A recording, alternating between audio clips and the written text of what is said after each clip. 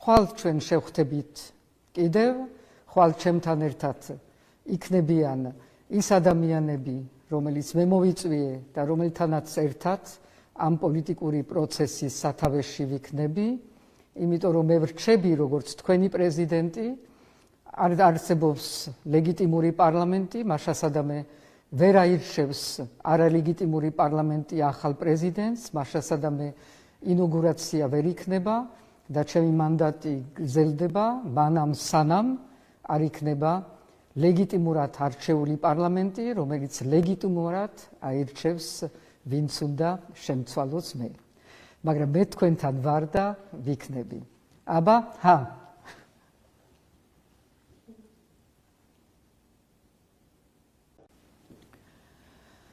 მოგესალმებით. ძალიან მეამაყებით. მეამაყება საქართველო.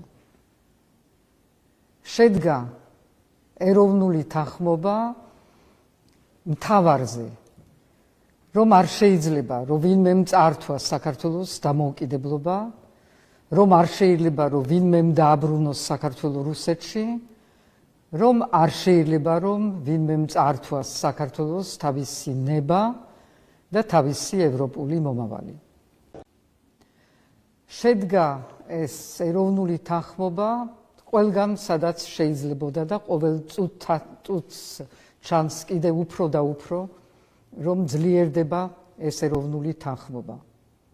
საკმარისია რომ ვახსენოთ, რომ თუნდაც დღეს დიპლომატიურ კორპუსში, ბიზნესში, ფოთის სპორტში და კიდევ სად და სად ყოველდღიურად ძლიერდება ეს ეროვნული თანხმობა. ეს არის ჩვენი ძალა.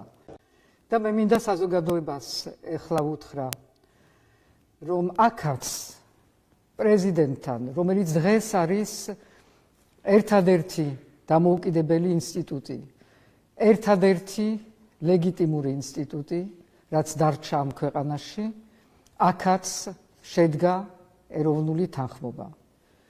ჩემთან, ჩემს ირგვლივ და იმისთვის, რომ თქვენ გემსახუროთ, შეიკრიბება ხვალ საზოგადოება ერთის მხრივ და პოლიტიკური პარტიები და ერთად ვმართავთ იმ პოლიტიკურ ნაწილს პროცესის, რომელსაც თქვენ მართავთ გარეთ, მართავთ ქუჩაში და მართავთ ყველგან, სადაც ხართ ამ საზოგადოებაში, ყველა ამ საზოგადოების სხვადასხვა სფეროში.